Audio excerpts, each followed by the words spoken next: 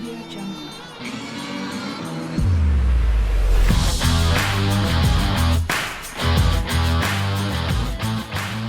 weekend, you've got the U.S. Open, the College World Series, NHL Stanley Cup Finals, NBA Finals just wrapped up. What are we going to talk about today?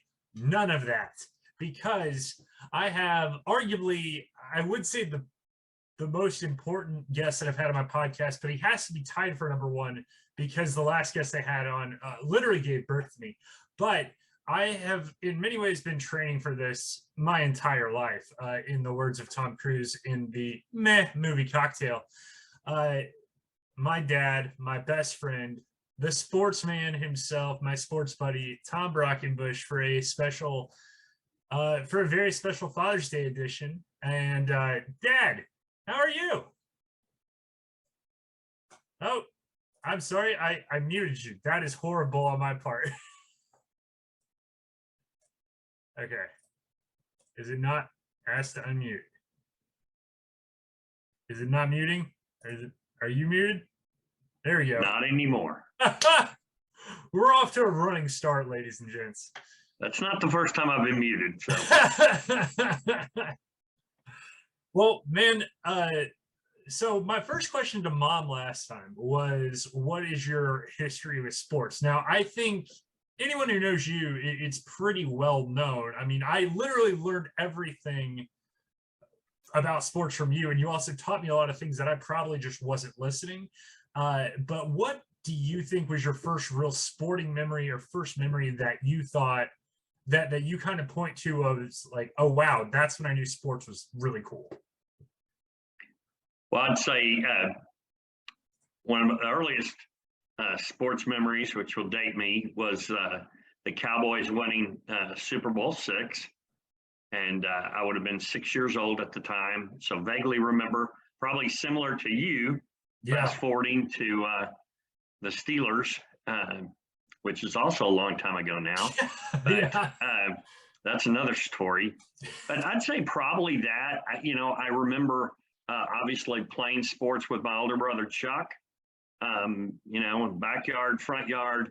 And then, remember probably playing baseball in like the third grade, but that I had gone, I'd gone to enough of Chuck's sporting events that I knew I wanted to do sports.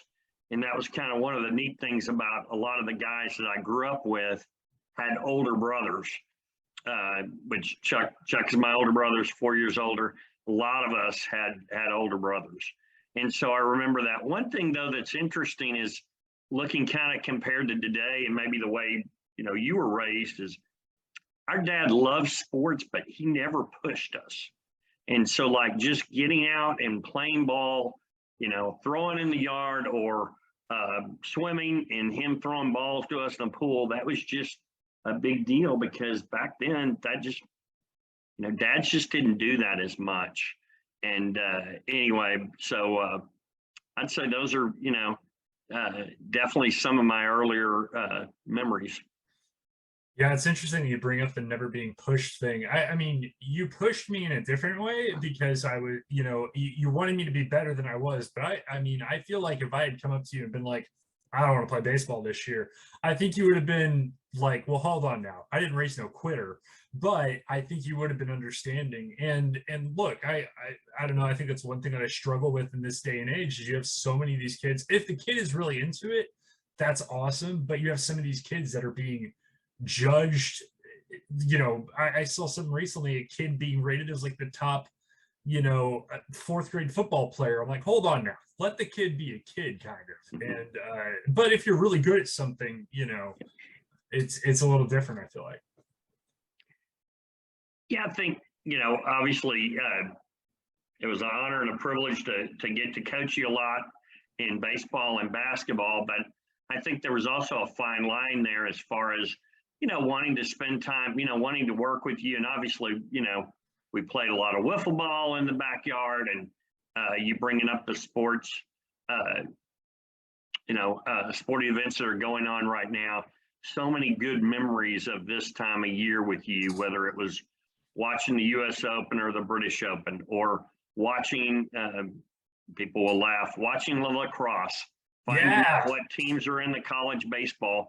And so much, I guess, being a sports nut, so much of the calendar, we equate that, Yes. to the times of year. And so, and you're absolutely right. I mean, this is a great time of year for sports, but I think there it was just kind of balancing, coaching your teams, but also, being your dad and, working with you, but not pushing you per se. And I remember when you played baseball in ninth grade and I had gone back to school, and I know some of the dads were like, and you were playing part of the time, and it's like, are you throwing BP to Glenn to keep him sharp? And I'm like, I'm working and going to school at night. No, I'm barely sleeping. Yes, I'll figure out time, but it's like, I thought that was what practice at the school was for, but I may be wrong. Don't they hire coaches for that? Yes, Like, that's exactly. So, why am I paying for him to go to this private school? That's right. Yeah, you really touched on something that I initially had written down. I had taken out of my notes because after Mom got me a little misty-eyed last time talking about me overcoming my fear, you said, "Hey, man, I can't guarantee that if you ask me anything related to coaching that I won't break down." And I said, well, we don't want that. We want this to be happy time. But you did touch on something. Was it difficult to kind of draw the line between dad and coach at times? And what would be some advice you would give to somebody who's trying to do that? I would say know your kid. And so, tremendously proud of the improvement that you made over the years, but you were like me, you were a late bloomer. You get that honestly from me. And so, I would say that, you want your kid to be the best version of them, but, we had some pretty good teams. And so, but, once, I don't know, fourth or fifth grade, to see you progress the way you did, was neat to see. And it was funny. I was talking to an old friend recently and talking about, you playing baseball and being left-handed, being a second baseman. I said, turning a double play wasn't easy for you, but I said he would get in front of anything. And so that was something I was sometimes to your detriment, but that was something I'm, was very proud of as a dad and a coach. And, so I got some of the scars to prove it. So I think that was also something, whether it was partly, I think that was where that kind of blurred line between coach and dad helped me grow as a player, because whether it was facing really good pitchers like Kevin Winter and Adam Kresge, who might have gotten, throwing some heat right near your noggin, or, taking a ground ball to the face or sticking my foot out to stop the ball. I was like, if I'm not going to be the best player, by golly, I'm going to be the toughest, because I want to show my dad that I can do this stuff. So I had to censor myself, that I can do this, because I think at times, especially when you're, in seventh grade and other kids are maybe developing at a different pace than you're trying to find your niche. And I won't say I relate to all the other bad stuff he did, but it's almost kind of like when you hear about Lenny Dykstra and how he was like, I got to the majors by any means necessary, and I'm going to freaking stay here. I will distance myself from him from all the other stuff. But one thing, kind of sticking on the coaching deal is, you coach youth sports, whether it was me or my sisters, for better part of a decade and a half, and you've coached everything from baseball to basketball, sports that you love, to sports like volleyball that maybe you didn't have nearly as much experience with. You never delved into coaching soccer, which is fine, honestly, because I remember telling my sisters, like, that was when you were the most calm as a sports parent, I think, because you didn't understand the rules. And so it's like when other parents were like, that's offside, you were like, look, man, I'm just here. Which is very funny that you would say that, because that may have been the first sport I actually coached because I coached your uncle, Oh, Dan, my wow. much younger brother. And we actually had a very good team that your uncle Carlo and I coached.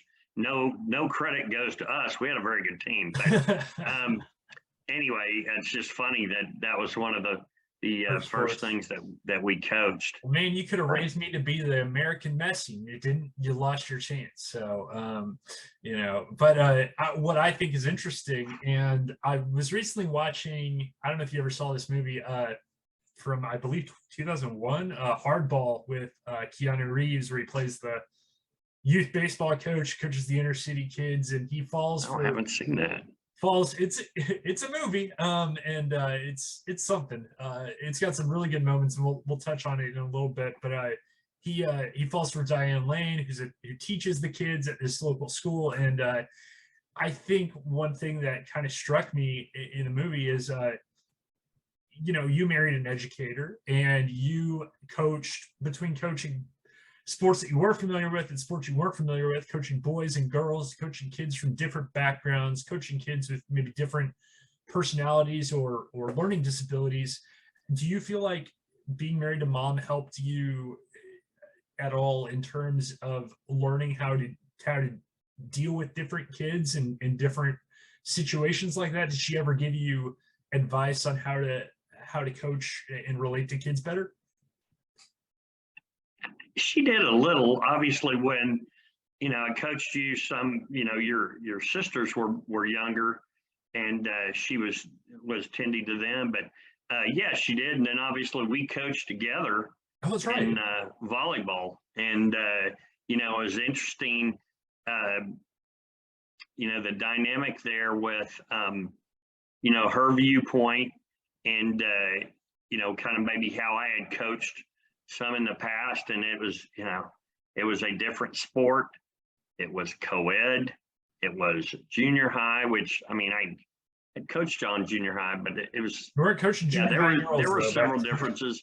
But I would say yes, and not just mom, but your grandmother being a teacher, and your aunts. That's kind of been my long running joke, is that our family, yeah, we're either accountants or educators. So I remember being at a wedding sometime, and yeah, I think someone asking one of my cousins or something like that, "Oh, what are you going to major in?" He goes, "Business." I'm like, "That sounds about right." They're like, "Yeah, you're a Brockenbush. You're going to go into business or teacher." And I'm the meme of the dragons, where you got all the dragons looking the same, and you got the weird dragon on the side. I'm like, "That's me."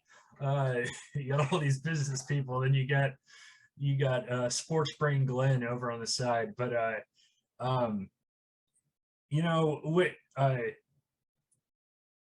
one aspect, and I kind of touched on this, you know, when I talked about hardball, is one thing that we've shared for a long time is a love of sports movies. I feel like sports movies are kind of going in a different direction these days. You know, there's I feel like everyone just kind of took the Rocky template for after the success of Rocky, they're like, okay, just have underdog win. That makes sense. And then then you get into the kind of modern version with like Moneyball and stuff like that. And I recently posted on Twitter, a list of sports movies that I've never seen all the way through, and I was trying to get your opinion on which, if I had to, which would you recommend that I watch first? And maybe you haven't seen all of these. And I said excluding the Creed movies, because I know you would recommend those to me first, and I have not watched those yet. I need to. And I feel like we tried to start it one time when I was visiting, but it was like 11 o'clock at night. And all right, so He Got Game, White Men Can't Jump, Any Given Sunday, The Natural, or Slapshot? oh well, the natural part of it, kind of from the time frame it's from, in the movie itself, and the baseball, but that was phenomenal. He Got Game, is that the one with Ray Allen Yes, and Denzel. Denzel Washington? Yeah. That is very good. Watched that. Actually, watched that not too long ago, and I don't know that I had seen that before. And Yeah. that was a phenomenal. I thought that was a great movie, and made you wonder how prevalent that was. Yeah. in terms, especially with maybe inner city kids and It touches, basketball. because it touches on the justice system quite a bit from what I know about the what I know about the plot. But the two people that replied to me on Twitter both said white men can't jump, and I recently tried to start that, and I made it like, and I say tried to start it. We started it late, my wife and I did, and the opening scene, there's at least a couple characters, as one particular podcaster would say, they dial it up a bit, a little bit of overacting, a little bit of we're going to Sizzler guy. He dials it up. Wesley dials it up. We are less than a week away from the NBA draft. Now, back in your day, you were known to tear it up at the Hoop It Up 3-on-3 tournaments in Dallas-Fort Worth. Channeling your inner Jay Billis or Jeff Goodman or Jonathan Gavoni, give an honest and brief player evaluation for young Tom Brockenbush. What kind of player would the Dallas Mavericks be getting if they had a first-round pick and were drafting you? Oh my gosh. Slow and short. That would played in a lot of 6 foot and under, which definitely helped my game. So I do remember one year going to Reunion Arena, I believe Brian Smith and I did, and they had like a draft party there. And I believe it was the year that we decided to draft all Euros. I think it was the year we drafted Deadlift Shrimp, Uwe Blob, and Bill Winnington. And yes, I remember that from 36 years ago. Bill Winnington? Well, he wasn't a Euro, but he was a tall white guy. Yes, two out of three. Yes. Yeah. He's close enough. Yeah. By proxy. Yeah. One thing that it's kind of hit me as I got older, and I wondered if it ever hit you, is obviously we both really love sports, but I think at a certain point, and you see kind of sort of toxic fandom sometimes on social media where people will be really into, their team to a point where like nothing else matters. And there was a certain point where I realized, whether my team wins or loses, I'm the same person, and the world is going to be the same world, for a large, to a large extent. Was there any point that you really kind of felt that way, or a certain point that you wanted to teach me, like, hey, being a fan is great, but make sure that it's not, that it doesn't take over your life, kind of thing?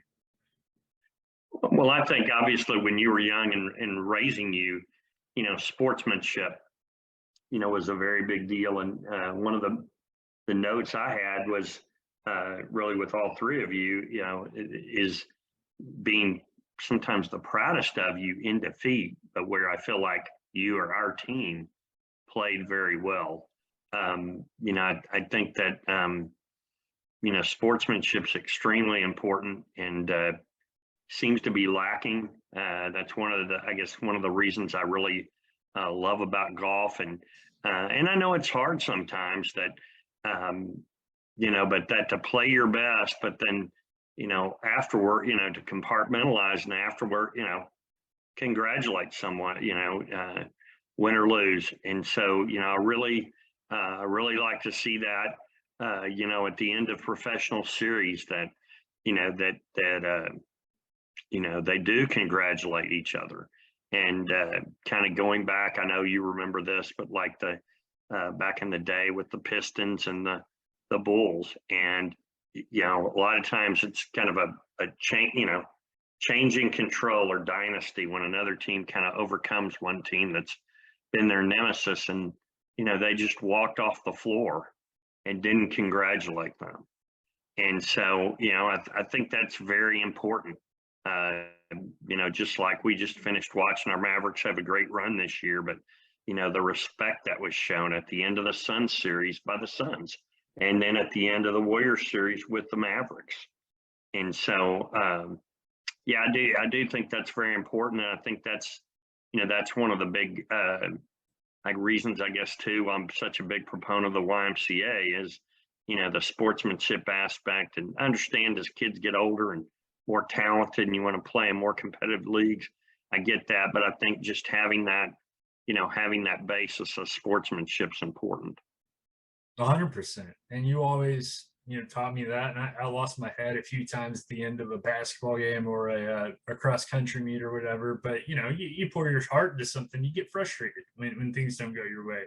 But you guys always taught us to go shake the other team's hands, and we're always big on that. Okay. I think your coach lost it a couple times in the dugout too. But anyway, I wasn't going to bring that up, but whatever. You can go back in time and possibly undo one of the following sports moments. Which are you choosing? And here's what I have. Deion Sanders' armbar on Michael Irvin in 1994 NFC title game. The first of Elvis Andrus' errors in Game 5 against Toronto. Dirk doesn't get hurt in the 2003 Western Conference Finals. Tony Romo's botch hold. Tony Romo's interception against the Giants. Tony Romo's pass to Des Bryant. No, I'm just kidding. AC Law's missed layup against Memphis, if you remember that. And here are, I think, the three contenders. I saved them for last because these are gonna. I know one of them. These are gonna rip your guts out. Jackie Smith's drop, David Freeze's triple, or Dwight Clark's catch. Yeah, the catch. I figured I knew it. I think for my generation, it's David Freeze, probably. Certainly for Ranger fans. Yeah. Yeah, the catch, and what's unfortunate about that is, the Cowboys, Danny White succeeded Roger Staubach and was a very good quarterback. It was really, if you go back and look, it was a pretty seamless transition. And I would always contend the Cowboys went to 3 championship games after that. They were always on the road, and they maybe didn't have quite the teams, that Roger had. But the catch, and then you forget is then they throw a pass to Drew Pearson that Eric Wright barely tackles. Yeah, he goes past that, he scores. Yeah. And Drew Pearson, collar, right? He would have that and the Hail Mary. And so, yeah, I think it would definitely, have to be that. And on the Rangers, there were so many plays in that game. Oh yeah. We had multiple chances anyway. So yeah, I say it. Notice that I didn't include any Texas A&M football plays, even though that is by far, I think, your pride and joy sports team. But I don't. Now, granted, my memory doesn't go back as far, but I don't think that there are that many single plays that kept them from, greatness. There were some plays that maybe kept them from winning a game, but probably not a championship or something like that per se. You can maybe look at because what was it, 2020? The one, maybe if you could have changed one committee vote, maybe, or something like that. But that's a different subject. Okay, wrapping it up, we're going to go with a few rapid fire questions. And since I seemed to not fully understand what rapid fire meant when I interviewed Mom, because those questions took a while, I'm going to ask you a very quick question. First thought that comes to mind, answer it. So, okay. Question 1, favorite sports movie? Favorite sports movie? I would probably say Caddyshack. Craziest sporting event atmosphere you've ever seen in person? I'd probably say Alabama, Texas A&M this past fall. What's the next thing on your sports bucket list that you hope to check off? Maybe the College World Series. Not if the Aggies play like they did today. Yeah. Or the Kentucky Derby. I think I would like to take Mom there one day. And actually, participation, we're going to go on a fly fishing guided trip to Taos, New Mexico here in a little over a month. And so Mom and I have got to, and my brothers, but Mom and I have got to fish in some really neat places, and definitely have some bucket list there. But yeah, the College World Series, that would be one. Attendee, I did get to go to one of the Mavericks games against the Suns, but I would like to go to an NBA Finals game. No pressure, Luca. So yeah, no pressure. You can own any sports jersey of a non-Dallas, non-A&M athlete, past or present. Who would it be? Oh my gosh. Wow. Um,